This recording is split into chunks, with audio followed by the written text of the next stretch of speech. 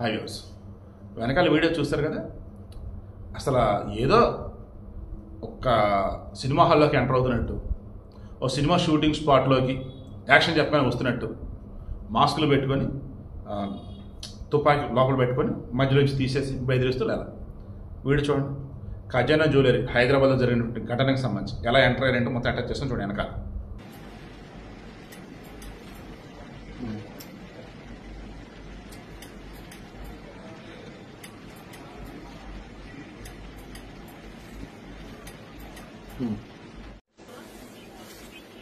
क्या main road timing చెప్తాను 10:35